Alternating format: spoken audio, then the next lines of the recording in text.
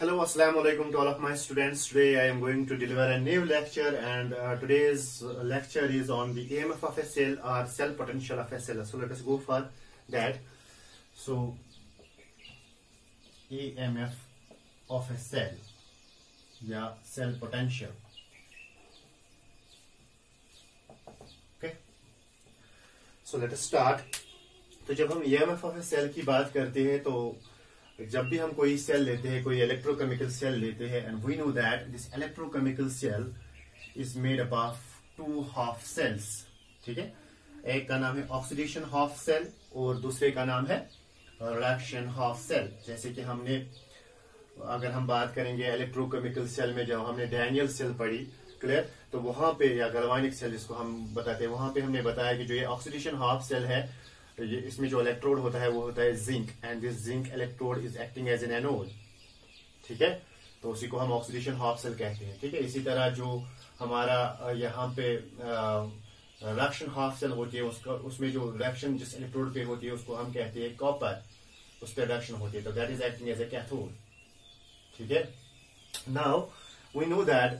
सो अगर हम बात करेंगे कि wire from the electrons are moving, clear, why from they are moving from the zinc electrode towards the copper cathode, means that their electrons are lost by the anode and are gained by the cathode. और यहाँ पे lost means they are lost from the zinc anode and they are gained by the copper cathode. So electrons are flowing in this direction. So अगर हम ऐसे भी बता सकते हैं कि electrons are lost from an electrode having high oxidation potential, and the electrons are gained by the electrode having high reduction potential. Clear, इस तरह से भी हम कह सकते हैं. सो अगर हम जिंक इलेक्ट्रोड की बात करेंगे तो इसका हाई ऑक्सीडेशन पोटेंशियल होगा. इसी तरह अगर हम कॉपर कैथोड की बात करेंगे तो इसका हाई रिडक्शन पोटेंशियल होगा. क्लियर, तो अगर मैं ऑक्सीडेशन पोटेंशियल लिखूंगा जिंक का, तो मैं लिखूंगा EZn/Zn2 positive, because what is happening here occurs oxidation of the zinc from Zn to Zn2 positive. ये जो सेल रिएक्शन है, हाफ सेल रिएक्शन है, Zn gives Zn2 positive plus 2 electrons. इसको हम रिप्रेजेंट कर सकते हैं. जब हम इसका ऑक्सीडेशन पोटेंशियल लिखेंगे, हम लिखेंगे EZn/Zn2 positive. क्लियर, तो इस ऑक्सीडेशन पोटेंशियल हमने पहले ही, और इसी तरह अगर हम यहाँ पे मैं बताऊंगा रिडक्शन पोटेंशियल, अगर हम इसका लिखेंगे तो हम लिखेंगे ECU2 positive /Cu. So this would be the reduction potential. Clear, तो इसी तरह अगर मैं बात करूंगा, या हम सिंपली हम लिख सकते हैं EOX, इसका लिख सकते हैं E रिडक्शन. क्लियर, ठीक है, तो electrons are flowing from the electrode having high oxidation potential towards the electrode having high reduction potential. इस तरह से इलेक्ट्रॉन्स फ्लो होते हैं और करंट फ्लो होता है. तो हाँ, या हम ऐसे कह सकते हैं कि अगर हम इसका ऑक्सीडेशन पोटेंशियल लेंगे, लेकिन हमें पता है जब भी हम ऑक्सीडेशन पोटेंशियल लेंगे we have to convert it into the reduction potential. अगर मैं इसको चेंज करूंगा इनटू द रिडक्शन पोटेंशियल में क्या लिखूंगा, मैं लिखूंगा EZn2 positive /Zn, means there occurs reduction from Zn positive to zinc. ठीक है, so this will be the reduction potential. और जब मैंने ऑक्सीडेशन पोटेंशियल को कन्वर्ट किया into the reduction potential, what I have to go for, they will be numerically equal but there will be having opposite sign. अगर ये positive है तो ये नेगेटिव होगा. ठीक है, सो नाउ इसका मतलब है the reduction potential of the anode will be low. ठीक है, and the reduction potential of the cathode will be high. तो हम इस तरह से भी बता सकते हैं ना कि electrons are flowing from the electrode having low reduction potential to having lower reduction potential towards the electrode having higher reduction potential. Clear? So इसका मतलब है why that flow of electrons occurs. That flow of electrons occurs when there is a difference in the reduction electrode potentials of the two electrodes. अगर हम देखेंगे anode का lower reduction potential होता है, cathode का higher reduction potential होता है, और यही difference in the reduction electrode potentials जो है, इसी की वजह से करंट फ्लो होता है, और उसी को हम नाम देते हैं सेल पोटेंशियल या सेल वोल्टेज. क्लियर, या इन सिंपलर टर्म हम इसको ऐसे भी बता सकते हैं EMF. हालांकि देयर इज अ डिफरेंस, मैं वो आगे चलकर बताऊंगा. तो हम फिर यहाँ पे बता सकते हैं ना, जो ये EMF ऑफ द सेल है, ठीक है, मैथमेटिकली हम इसको किसके बराबर लिख सकते हैं, हम लिख सकते हैं जो ये EMF है that is actually equal to the difference in the reduction electrode potentials of the two electrodes of a cell. ठीक है ना, इनका जो डिफरेंस होगा रिडक्शन पोटेंशियल्स का in a cell that will give the EMF of that cell या cell potential या cell voltage of that cell. तो हम फिर लिख सकते हैं ना कि EMF जो बराबर होगा that will be equal to E reduction potential of किसका ज्यादा किसका है, रिडक्शन पोटेंशियल एनोड का ज्यादा होता है कि कैथोड का, कैथोड का। तो हम लिख सकते हैं E reduction potential of cathode, मतलब जनरली अगर हम EMF डिटरमाइन करेंगे तो हम लिखेंगे E reduction of cathode minus E reduction of and that difference in the reduction electrode potentials of the two electrodes of a cell that gives the EMF of a cell. So अगर आपको बताएगा EMF क्या होगा, so आप लिखोगे the difference in the reduction electrode potentials of two electrodes of a cell is defined as cell potential or cell voltage। ठीक है, जिसको हम E सेल से भी रिप्रेजेंट करते हैं। ठीक है, सो हम इसको ऐसे भी लिख सकते हैं। ठीक है, मैथमेटिकली हम लिख सकते हैं कि EMF या सेल पोटेंशियल, इसको EMF या E सेल भी लिख सकते हैं। ठीक है, तो ये किसके बराबर होगा, E reduction of cathode minus E reduction of anode. Clear, ऐसे भी लिख सकते हैं। अब यहाँ पे मैंने एक चीज बताई कि there is a difference between the EMF and the cell potential. जब हम EMF की बात करते हैं, EMF का मतलब होता है it is the maximum potential difference between the two electrodes of a cell. Maximum potential, वो मैक्सिमम पोटेंशियल डिफरेंस कब होगी इनके दरमियान, जब इनके इनमें करंट अभी कुछ फ्लो ही नहीं हुआ होगा। ठीक है, या जो ये सेल हमने रखी है that is in the open circuit, अभी हमने कुछ भी करंट विड्रॉ नहीं किया है फ्रॉम द सेल, एंड उस वक्त जो ये मैक्सिमम पोटेंशियल डिफरेंस होगा between the two terminals of a cell that will be the EMF of the cell. Cell potential will be the potential difference between the two terminals of a cell under any condition.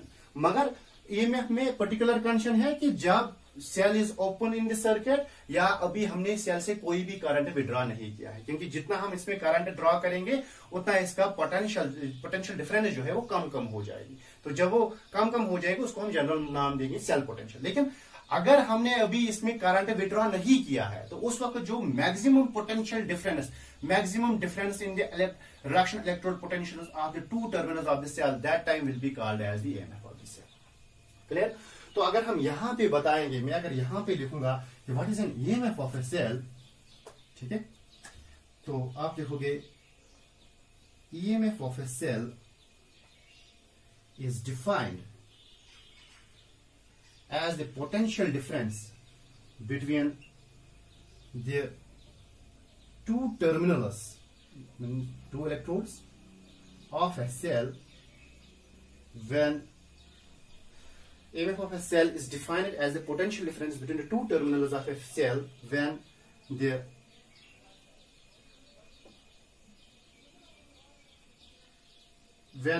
either ऐसे लिखेंगे no current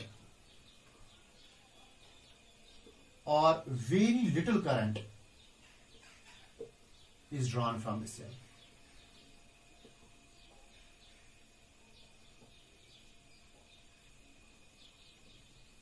Or the cell, या हम ऐसे भी कह सकते हैं, is in the open circuit। जब वो ओपन सर्किट में होगी उस टाइम पे करंट कुछ विड्रॉ नहीं हुआ होगा फ्रॉम द सेल, और उस टाइम पे जो पोटेंशियल डिफरेंस होगी वो मैक्सिमम होगी और उसको हम कहेंगे EMF ऑफ द सेल।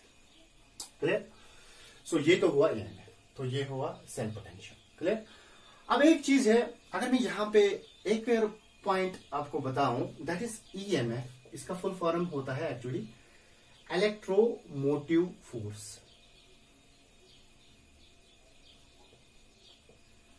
तो इलेक्ट्रोमोटिव फोर्स जो है इट इज एक्चुअली मिसनॉमर। ठीक है, बिकॉज ये हमें बताता है कि actually it is the force with it is actually the electromotive force is actually the force which drives the current in a cell, but actually it is not the force, it is the work done. ये आपको जब current electricity पढ़ते हो 12th में physics में, तो वहां पे आपको ये पता चलता है कि ये जो वर्ड है electromotive force EMF of the cell, it is actually misnomer, it is not the correct name. अब ये रखा गया है तो इसलिए it is a common noun, तो लोगों में बहुत फैमिलियर है इसलिए ये रखा गया है, अदरवाइज इट इज ए मिसनामर. अगर हम कहेंगे एक्चुअली EMF क्या है फिजिक्स के लिहाज से, तो हम कहते हैं it is actually the work done. ठीक है ना, work done by the cell in maintaining the current in the circuit, that is actually the EMF. और जो ये EMF वहां पे हम बताते हैं वो बराबर होता है ऑफ E.dl. ठीक है, तो हम एक्चुअली वहां पे EMF को बताते हैं, it is actually defined as the work done in moving a unit charge once around the closed circuit. इस क्लोज्ड सर्किट के थ्रू जब हम एक यूनिट चार्ज को मूव करेंगे, उस टाइम पे जितना वर्क डन ये सेल करेंगे उसको हम कहेंगे EMF ऑफ द सेल. ठीक है, तो ये यहाँ वहां पे आपको क्लियर होगा. तो यहाँ पे आपको सिंपल ये डेफिनेशन याद रखनी है, क्योंकि कभी कभार ये 1 मार्क का क्वेश्चन आता है what is the EMF of the cell, उस टाइम पे आप यहाँ रिलेशन आती है यहाँ पे, तो ये आप रिलेशन क्लियर. सो ये तो हुआ EMF के बारे में. अब कुछ और रिलेशन है यहाँ पे, हम और कुछ relation of EMF of the cell या सेल पोटेंशियल की बना सकते हैं, जो आपको नीट या JEE एग्जाम्स में जरूरत पड़ेगी. तो वो मैं बताने जाऊंगा यहाँ पे आपको.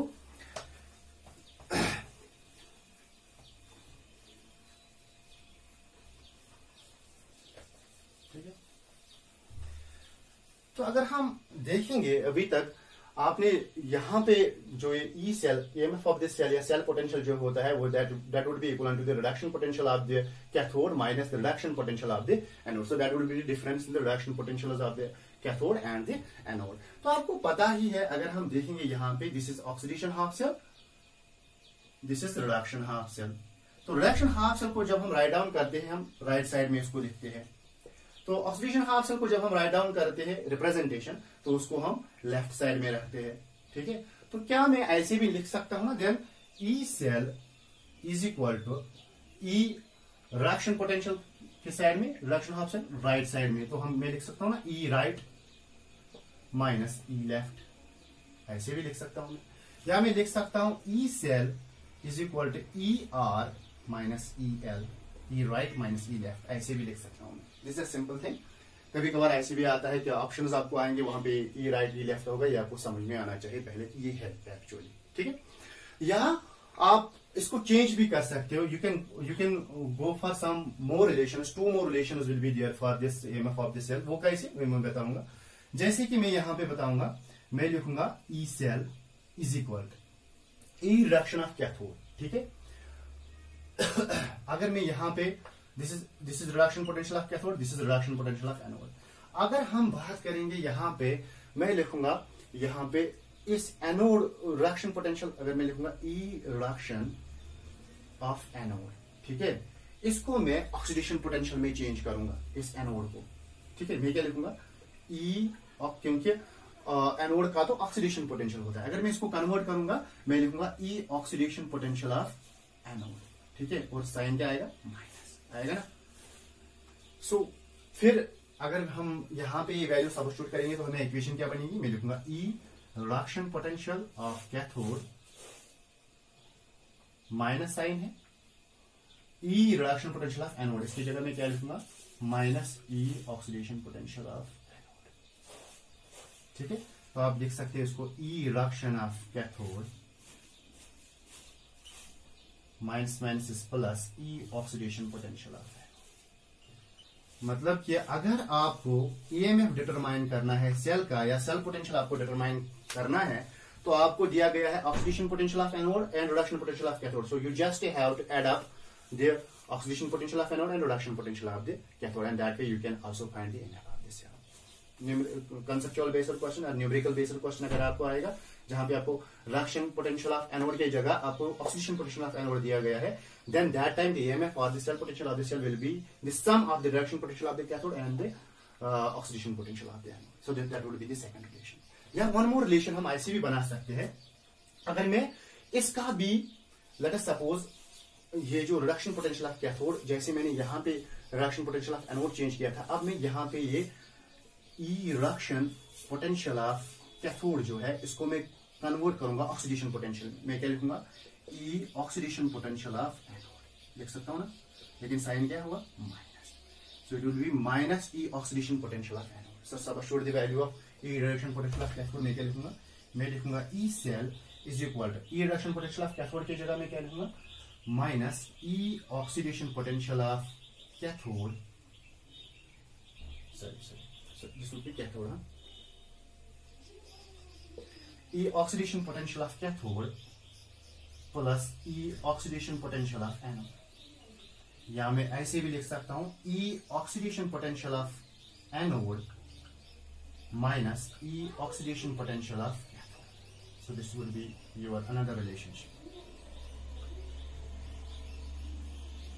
ठीक है, so you can means that EMF of a cell will be equal to the difference in the oxidation electrode potentials of the two electrodes of a cell, that way also।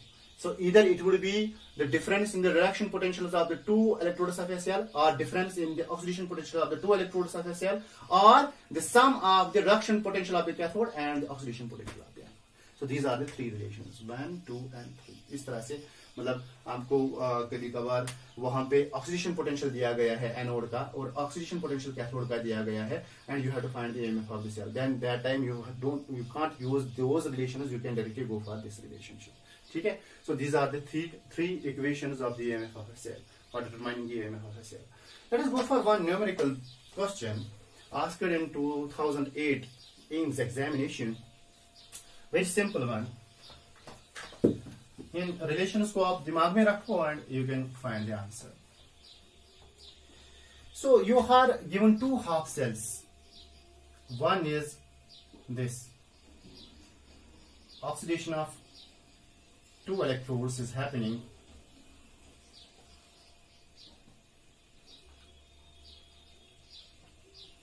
Clear. और इसका जो oxidation potential वही से बताया गया है numerical में कि the oxidation potential of the zinc, it is given, it is 0.76 volts, correct? Sorry, oxidation potential of iron, यानी iron to iron dipositive, it is equal to 0.41 volts। और उसी तरह oxidation potential of zinc, Zn2 positive, दिया गया है 0.76 volts। Now what you have to go for, you have to find out the EMF of a cell। आपको cell potential और EMF of a cell determine करना है। तो आप कैसे करोगे, आपको दोनों का ऑक्सीडेशन पोटेंशियल दिया गया है, so you can directly go for the relation. आप क्या करोगे, आप लिखोगे कि EMF of a cell जो है वो बराबर होता है E,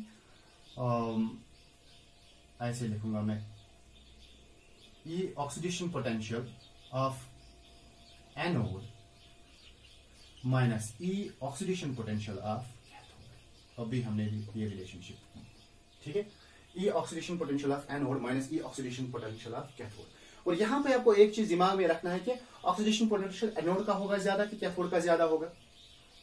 ठीक है, ऑक्सीडेशन पोटेंशियल मतलब जहां पे ऑक्सीडेशन होगी, एनोड पे ऑक्सीडेशन होगी, तो उसका मतलब है उसका ऑक्सीडेशन पोटेंशियल क्या होगा, ज्यादा। तो इनमें से ज्यादा ऑक्सीडेशन पोटेंशियल किसका है, इसका है, जिंक का। ठीक है ना, इसका मतलब है ये जो है it will act as an anode, and ये जो है ये एक्ट करेगा कैथोड। समझ में है? सो इसका मतलब है जो हमें ईएमएफ निकलेगा that will be E oxidation potential of anode, वो कौन होगा, जो इनमें से बड़ा होगा, उसी का तो ऑक्सीडेशन पोटेंशियल हायर होगा। So that will B 0.76 volts minus E oxidation potential of cathode, तो ये कैथोड एक्ट करेगा, सो इसका मतलब है इट विल बी 0.41 वोल्ट्स, तो ये आएगा 5.3, सो 0.35 volts will be the EMF of a cell. So that way you can go for this question. अब एक चीज है, अगर आपको एक ही रिलेशनशिप याद है, then from that relationship also you can find the answer also that way. ठीक है, फॉर एग्जाम्पल आपको सिर्फ मालूम है पहली वाली EMF of a cell is equal to E reduction of cathode minus E reduction of anode. So आपको क्या करना है, E reduction of anode minus E reduction of cathode. ठीक है, आपको देखना ये इसका रिडक्शन क्या बनेगा, ये तो इसका ऑक्सीडेशन पोटेंशियल है, ठीक है, एनोड का रिएक्शन क्या बनेगा, इट विल बी -0.76, ठीक है। तो उस तरह से आप वैल्यू सब्स्टिट्यूट कर सकते हो और उस तरह से भी आप आंसर फाइंड आउट कर सकते हो। और एल्स सिंपल टर्म्स में आप रिलेशन चेन याद रखो and you can find the answer, clear. तो इस तरह से भी आप आंसर निकाल सकते हो, ठीक है। While finishing this EMF of the cell we have one more question, और वो क्वेश्चन है कि what is the relationship between the EMF of a cell और cell potential and the Gibbs free energy change, delta G जिसको हम कहते हैं। Relationship between Gibbs free energy change and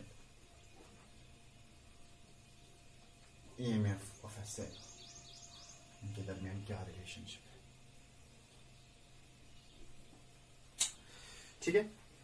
तो हमने जब हम डिफिनीशन पढ़ते हैं गैल्वेनिक सेल की, इलेक्ट्रोकेमिकल सेल की, हमने बताया कि ये वो डिवाइस है जो केमिकल एनर्जी को कन्वर्ट करता है into the electrical energy, clear.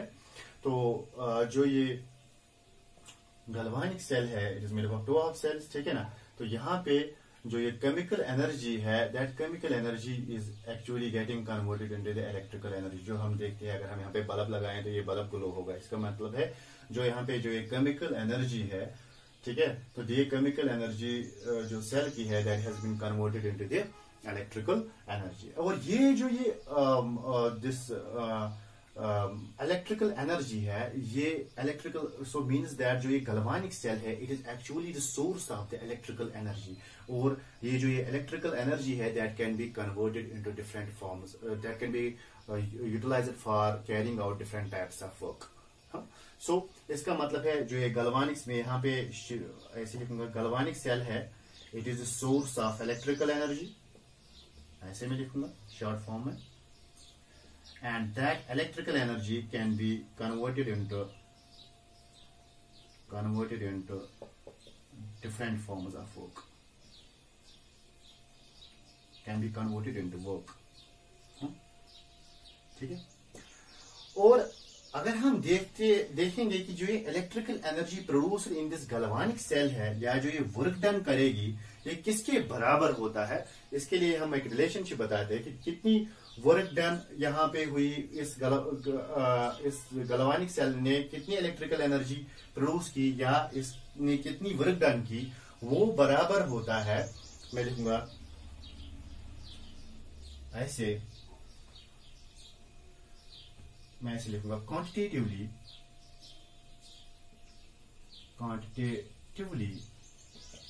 The electrical energy produced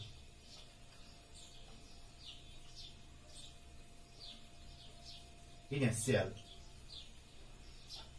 can be converted into the work done, into the electrical work done,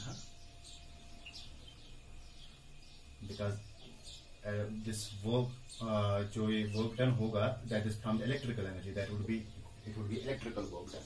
और जो ये electrical energy produced होगी या work done होगी यहाँ पे, जिसको हम रिप्रेजेंट कर सकते हैं W इलेक्ट्रिक से भी, ये वर्क डन जो है इन सेल जो है, ये किसके बराबर होता है, ये होता है कि ईएमएफ ऑफ द सेल कितना है और कितना चार्ज फ्लो होगा through the wire. It is the product of the EMF of the cell and the charge flowing through the wire. So यहां पे मैं ये पॉइंट लिखूंगा, the electrical work done is equal to the product of the EMF of the cell and the charge flowing through the external wire.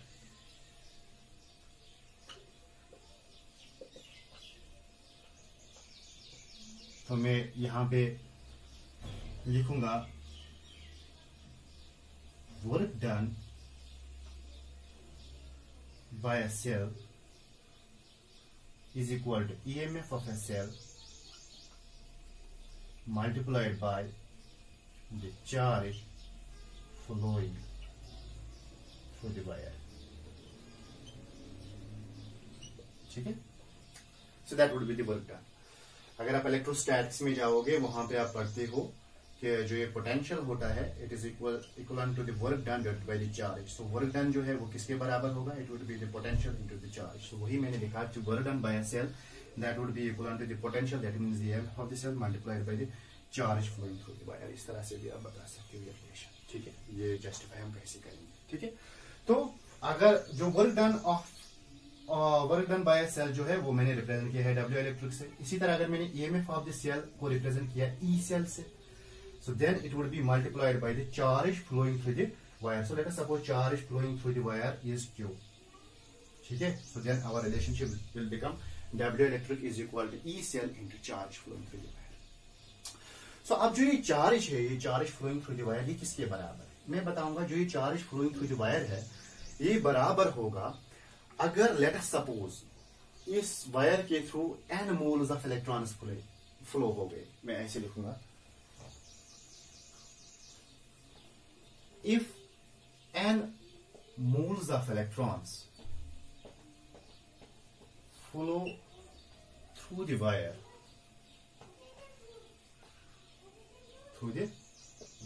and F is the Faraday of electricity,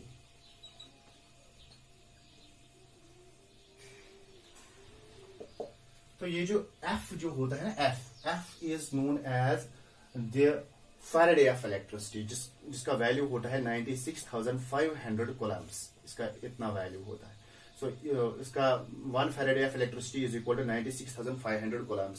सो जो ये 1 mole of electrons है, 1 mole of electrons is actually carrying the charge equivalent to 96,500 Coulomb's, ठीक है। तो अगर मैं कहूंगा अब n moles of electrons flow हो गए हैं वायर के थ्रू, तो 1 मोल ऑफ इलेक्ट्रॉन्स प्रोड्यूस करता है 1 Faraday of electricity। तो मुझे बताओ टोटल चार्ज जो आएगा वो किसके बराबर आएगा, वो होगा कि 1 मोल ऑफ इलेक्ट्रॉन्स पे कितना चार्ज है, दैट इज 1 Faraday, ठीक है। लेकिन हमारे पास कितने हैं, हमने कितने लिए n moles of electrons. So total charge will be n into F. So the total charge flowing through the wire will be equal to the n moles of the electrons flowing through the wire multiplied by the charge on 1 mole of the electrons. So charge on 1 mole of electrons multiplied by the total number of moles of the electrons will give the total charge flowing through the wire. Clear? So इसका मतलब है जो ये Q है वो किसके बराबर होगा, NF. So substitute the value. So what we will get? So we will get कि W इलेक्ट्रिक जो है वो आएगा हमें Q के बदले में क्या लिखूंगा, NF E सेल, ठीक है। तो ये हमारी रिलेशन आ गई वर्क डन और सेल पोटेंशियल के दरमियान। अब एक पॉइंट में यहां पे बताऊंगा कि मैंने कहा जब हम इलेक्ट्रोकेमिस्ट्री की डेफिनेशन ही हमने पढ़ी स्टार्टिंग में, मैंने कहा कि वहां पे जो ये there occurs spontaneous cell reaction and that spontaneous cell reaction gives the energy and that can be converted into the electrical energy. अब ये spontaneous reaction, जब भी हमारे पास spontaneous reaction होगी उसके लिए जो डेल्टा G होता है वो नेगेटिव होता है। So decrease in the free so the change in the free energy will be always negative when we are having a spontaneous reaction. जब भी हमारे पास spontaneous cell reaction है, यहाँ पे जैसे कि हमें इलेक्ट्रोकेमिकल सेल में जो है वो है वहां पे जो सेल रिएक्शन होती है जहां पे ZN जो है, ठीक है, और कॉपर डाइपॉजिटिव है, ये हमारी सेल रिएक्शन वहां पे है, वहां पे ZN डाइपॉजिटिव और कॉपर में हमने इसको कन्वर्ट किया, ऐसे ये हमारी सेल रिएक्शन है। और ये रिएक्शन खुद ब खुद जाती है इलेक्ट्रोकेमिकल सेल में, हमने वर्किंग ऑफ इलेक्ट्रोकेमिकल सेल में ये पढ़ा है। तो कैसे ये this cell reaction जो है this is a spontaneous, this occurs of its own and because of this cell reaction there will be the electrical energy producer. और ये जो सेल रिएक्शन है स्पॉन्टेनियस है और जो भी हमारे पास स्पॉन्टेनियस रिएक्शन होती है उसके लिए जो डेल्टा जी होता है नेगेटिव होता है। उसका मतलब है डेल्टा जी क्या होता है, डेल्टा जी होता है फ्री एनर्जी चेंज, या जो एनर्जी सिस्टम में अवेलेबल होगी for carrying out the useful work उसको हम कहते हैं फ्री एनर्जी। तो change decrease, there will be a decrease in the free energy during the process because some amount of the work some amount of the energy has been converted into the work done. So अब यहाँ पे free energy जो है वो decrease हो रही है. So whenever there is a spontaneous process there will be a decrease in the free energy. और जितनी decrease in the free energy होगी, जितनी decrease in the free energy होगी उतना ही यहाँ पे work done होगा, ठीक है। how much will be the decrease in the free energy, that much amount of the work will be done by the cell. So मैं यहाँ पे फिर कह सकता हूँ ना, so for a process to be spontaneous, ठीक है ना, for the feasibility of a cell reaction, ऐसे लिखूंगा मैं, for a feasibility या spontaneity of a cell reaction,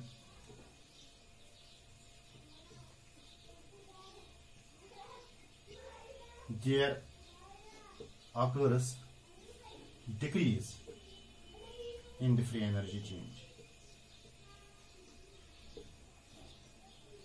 है ना, that means delta G is equal to negative, and that decrease in the free energy change is the measure of the work done by the cell, ठीक है ना, मैं लिखूंगा, and the decrease and that decrease in the free energy change is the measure of the work done by the cell. That means हम फिर लिख सकते हैं ना कि जो ये decrease in the free energy change यानी minus sign would be equal to the work done, ठीक है. So decrease in the free energy change of a cell reaction will be equivalent to the work done. So इस work done W electric की जगह में क्या लिख सकता हूँ, माइनस डेल्टा जी. तो मैं लिख सकता हूँ ना, minus delta G is equal to किसके बराबर, एन एफ ई से, या delta G is equal to, ये माइनस यहाँ पे आएगा, माइनस एन एफ. सो इसका मतलब है जो डिक्रीज, जो ये free energy, and that would be the relationship of the free energy change and the M of cell, ठीक है. वन मोर पॉइंट यहाँ पे मैं बताऊंगा, so this is our final relationship. One more point यहाँ पे मैं बताऊंगा, वो ये है कि अगर आपको कंपेयर करना है different cells, then that time you have to use standard cell potentials, ठीक है. और जब आप स्टैंडर्ड सेल पोटेंशियल आप लोगे तो standard cell potential E naught से हम रिप्रेजेंट करते हैं, ठीक है. तो दैट टाइम जो free energy change will be the standard free energy change. तो उस टाइम पे हम रिलेशन लिख सकते हैं ना, standard free energy change will be is equal to minus n F E naught cell. So for comparing different cells, standard cell potentials are used, then the standard free energy change will be equal to minus n F E naught cell. Clear? इस तरह से भी हम इसको लिख सकते हैं. Now, what is the significance of this reaction? This is very important. Significance of the relation. इसकी significance क्या है? ठीक है. तो ये हमें बताता है, जो इस रिलेशनशिप की सिग्निफिकेंस है वो ये है कि ये हमें बताएगा कि क्या अगर कोई सेल रिएक्शन है, कोई हमारे पास कोई इलेक्ट्रोकेमिकल सेल है, उसमें सेल रिएक्शन जा रही है, या आपको कोई सेल रिएक्शन दी जाएगी और आपको बताया जाएगा कि जो ये सेल रिएक्शन है, क्या ये सेल रिएक्शन फिजिबल है, क्या ये पॉसिबल है, क्या ये सेल रिएक्शन जाएगी, या क्या इन दो इलेक्ट्रोड्स को मिलाने से हमें इलेक्ट्रोकेमिकल सेल मिलेंगी. तो वो हमें बताता है ये रिलेशनशिप. जैसे कि ये हमें बताता है फॉर जब भी कोई सेल रिएक्शन होगी तो there will be delta G negative, and for this relation, ठीक है ना, ये हमें बताता है कि जब भी कोई सेल रिएक्शन होगी तो delta G should be negative, ठीक है ना. And for delta G to be negative, ठीक है, for delta G to be negative, that means this cell potential should be positive, because then only this positive negative will be negative. अगर ये cell potential negative होगा, then it will be, हमारे पास relation क्या आएगी, minus n F. अगर cell potential negative होगा, मैं लूंगा माइनस ई सेल, तो ये होगा माइनस माइनस क्या होगा, plus n F E cell. तो हमारे पास जो डेल्टा जी क्या आएगी, पॉजिटिव आएगा कि नेगेटिव आएगा, डेल्टा जी हमें पॉजिटिव आएगी. और जब हमें डेल्टा जी पॉजिटिव आएगा तो इसका मतलब है प्रोसेस जो है वो नॉन स्पॉन्टेनियस है. इसका मतलब है जो सेल रिएक्शन होगी वो पॉसिबल नहीं है कि उस सेल रिएक्शन को जाना, ठीक है, because that time delta G will be negative. So इसकी what is the significance of this cell reaction? The significance of this cell reaction is that it helps us in determining whether the cell reaction is feasible or not, whether the cell reaction will occur or not. So for a process to be spontaneous, for a cell reaction to be spontaneous, delta G should be negative. And for this, from this relation, delta G is negative only when the EMF of the cell or the cell potential is positive. So for a process to be, for a cell reaction to be spontaneous, E cell should be positive, then only delta G would be negative from this relationship. Okay? So it, क्या significance है? It helps us in determining the feasibility of a cell reaction. इसी तरह आप देखोगे, it helps us in determining the feasibility of a cell reaction. For a cell reaction to be spontaneous, delta G should be negative, and for delta G to be negative, E cell, EMF of the cell should be positive. तो जब भी EMF of the cell positive होगा, तभी process spontaneous, तभी cell reaction होगी, ठीक है, तभी इलेक्ट्रोकेमिकल सेल वर्क करेगी. अगर ये नेगेटिव होगा, then the process would be non spontaneous, reactions नहीं जाएगी, सेल रिएक्शंस नहीं जाएगी, तो सेल विल नॉट वर्क. ठीक है. So this is the relationship between the Gibbs free energy change and the EMF of a cell. So इसके साथ ही हमने इसको फिनिश किया.